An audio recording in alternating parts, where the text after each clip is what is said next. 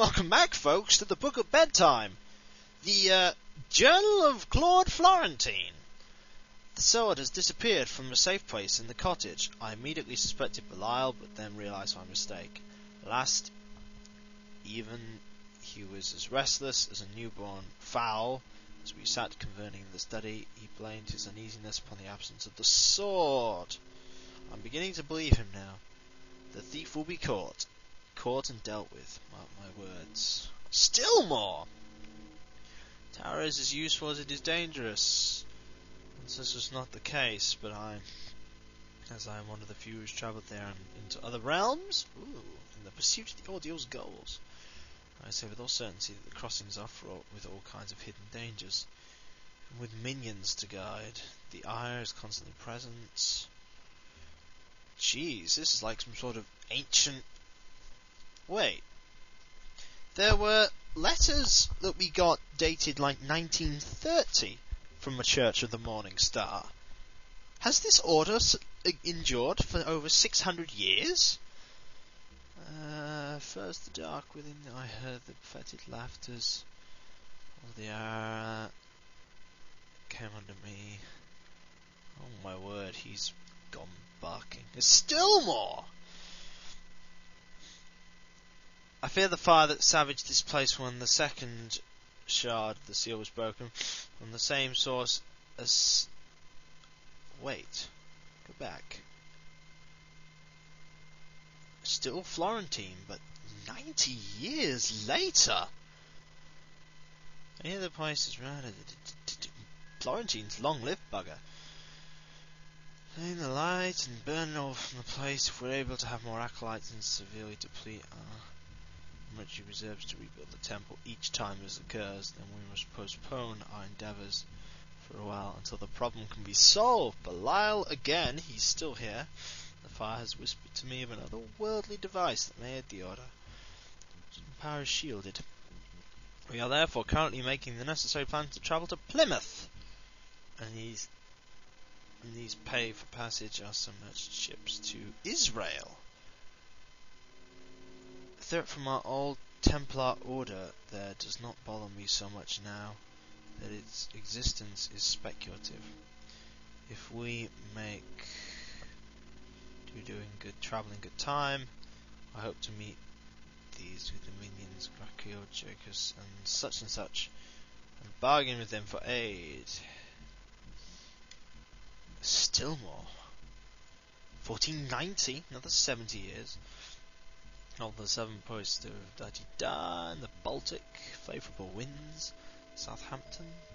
Our trek through Europe has not only proven successful to the lines, but also we've been able to recruit to our order new members, some of them distinguished and sick?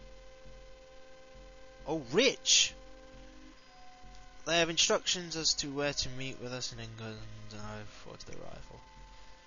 In Madrid, I took the opportunity to call on an old friend who was to disclose secrets of the tower from an old manuscript he saved from the library before the Inquisition could impose themselves.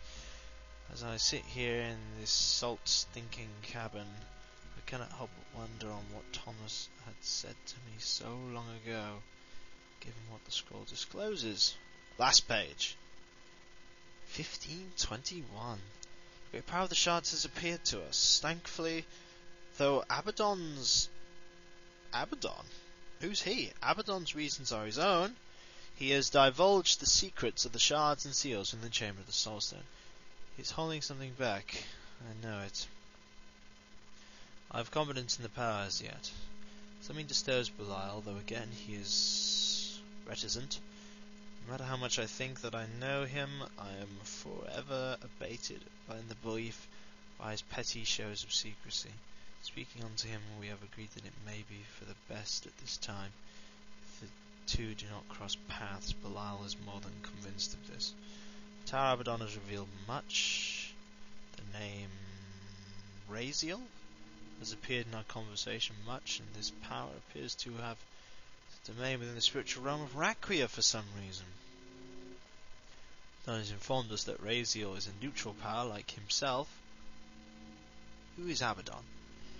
With the agency of imprisonment and freedom, must speak with a power called Razio at some future point, but a device for the passage of Rakria is beyond my night. Abaddon will disclose sites and locations of these and all other devices.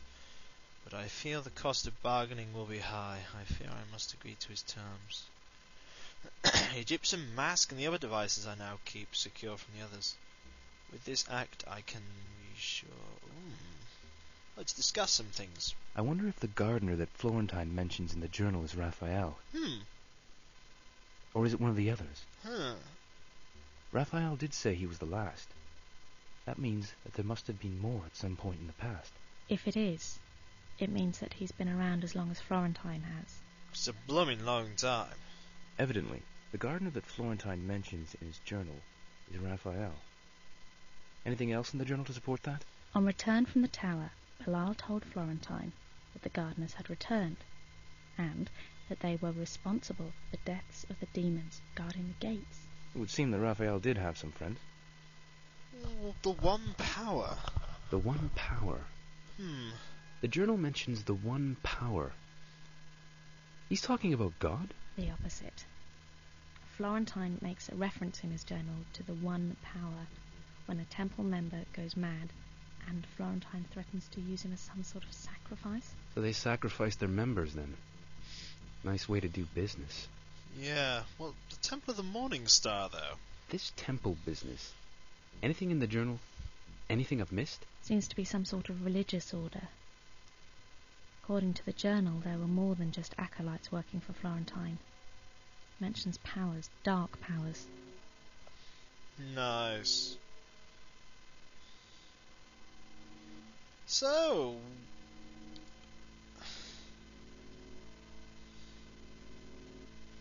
a really horrible little order that we have to deal with. Well, we did get a key.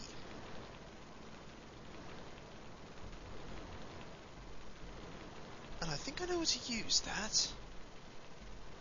Remember that little,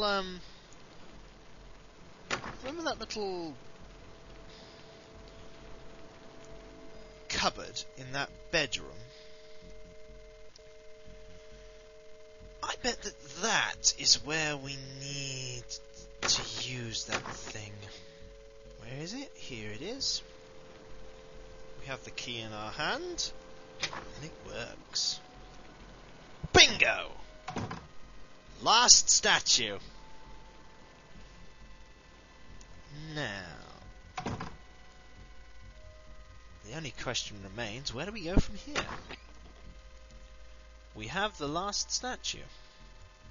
We could just leave. I think I know a way we can just leave.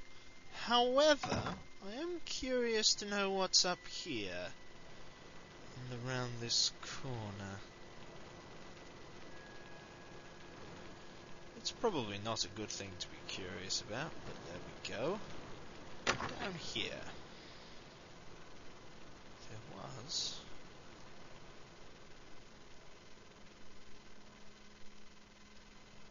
there is... nothing. Right, nothing for it then. We have to leave. And I know how to leave.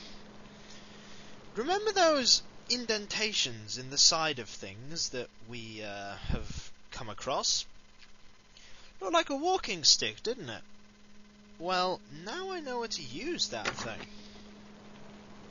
I certainly know how to use it. Remember this? Tiny little room. Remember this? Let's turn on the F3. Sorry. Let's use the walking stick on it. Now look what happens when we step on this! Teleportation! Where does it take us? Why? To chapter 7. Beyond the Gate. But that's for another video, folks. Teleported us to the study. Still has some power remaining. Faint, though.